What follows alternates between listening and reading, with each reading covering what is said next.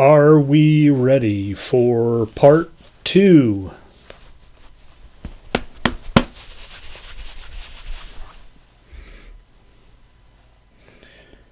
Now, I'm running low on J&B, so I'm going to lie. I'm not going to lie here. I put Buchanan's Deluxe in here.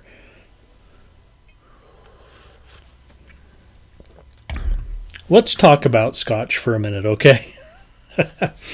I think I told you about how I bought the Chivas Regal because I'd never tried it.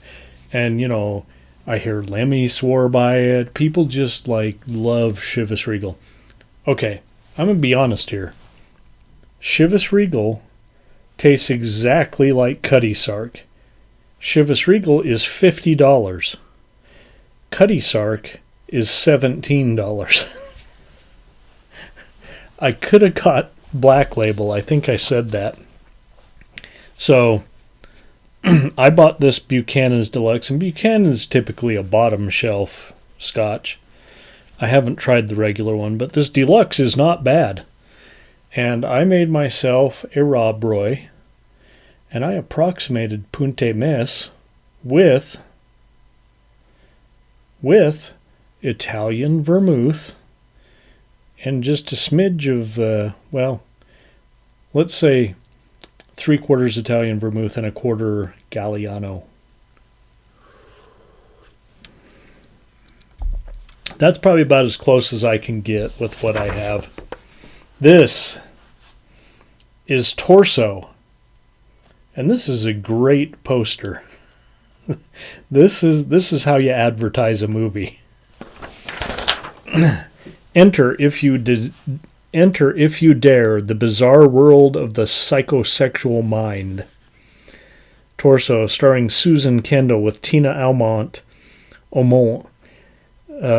John Richardson, Carla Bright,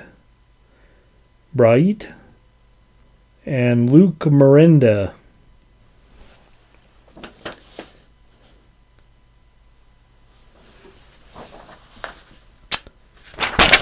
Look at that one more time. Sawblade. Scared Girl. That's what we're talking about. Again, we landed it right on the review. Right on my script. Okay, Torso, a.k.a.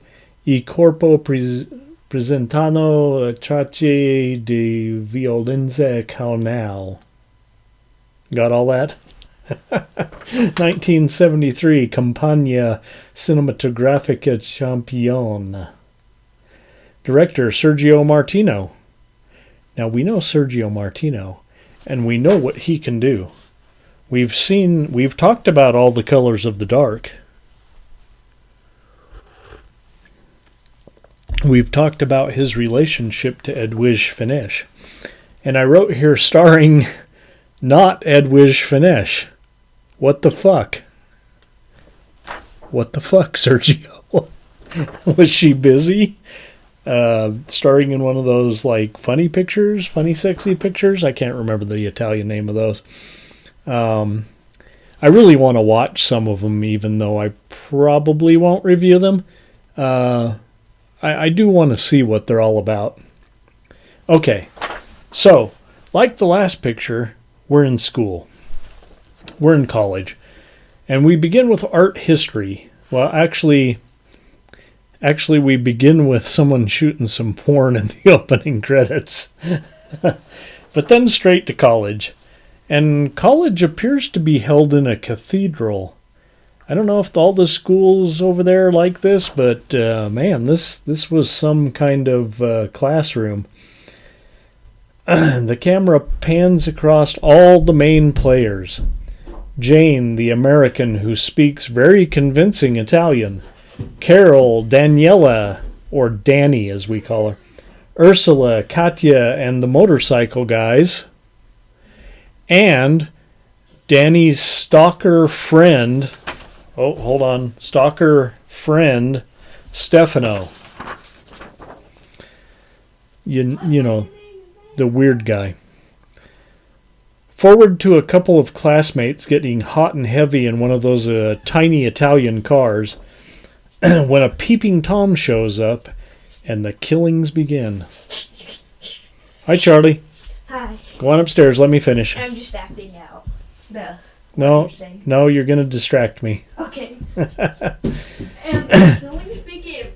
Inexplicably, Carol takes off with the motorcycle guys to a pot party in kind of like an abandoned building almost, set up as like the factory. Art studio / music studio, beatnik hangout. And after they feel her up a little bit, and she's high, she smoked some reefer.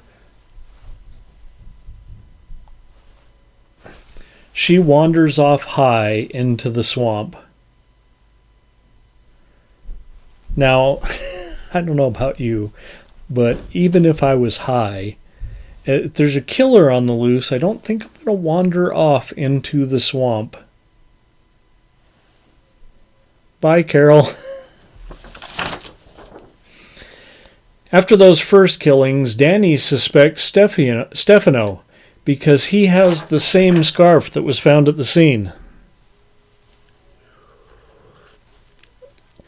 But it turns out every guy in town has that scarf, and the scarf salesman who sold this scarf to every guy in town even tries to blackmail the killer. Danny starts coming unglued as the killings continue, so her uncle sends her to his villa. So, up above town, up on the hill there's this giant mansion. And, she goes up there to live with her friends. Nice mansion up there overlooking the town. At the villa, the girls drink Punte Mess and J&B. You don't have to look for it in this one. It's right there. And we'll drink my approximated Punte Mess here. Okay. We have an interracial lesbian interlude with Ursula and Katya before Jane yeets herself down the stairs and sprains her ankle. I don't know what that was all about, but yeah. Naturally, Stefano shows up, and so does the killer. Or is it Stefano? What the hell is going on here? That's what I wrote here. Because we don't know. Another very effective thriller from Martino. Plenty of intrigue, gratuitous nudity, J&B, and here, every single guy in town seems suspicious. We don't know who the killer is. We just know there is a child reaching for a creepy doll. And this flashback, it recurs throughout the movie. It's employed well, this flashback. And this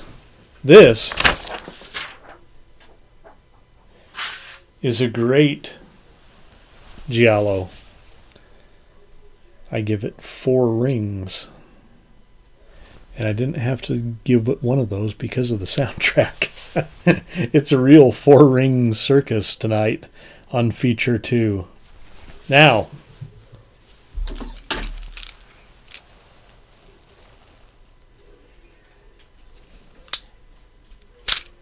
Monkey's here. Let's see what he's got us for next week.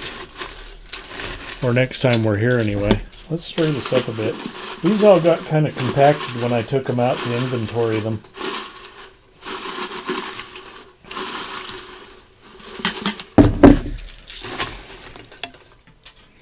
Uh-oh, one went on the floor.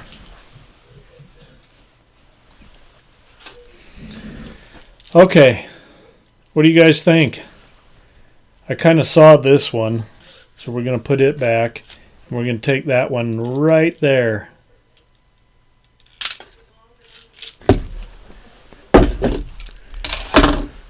because I have no idea what it is, but it's good.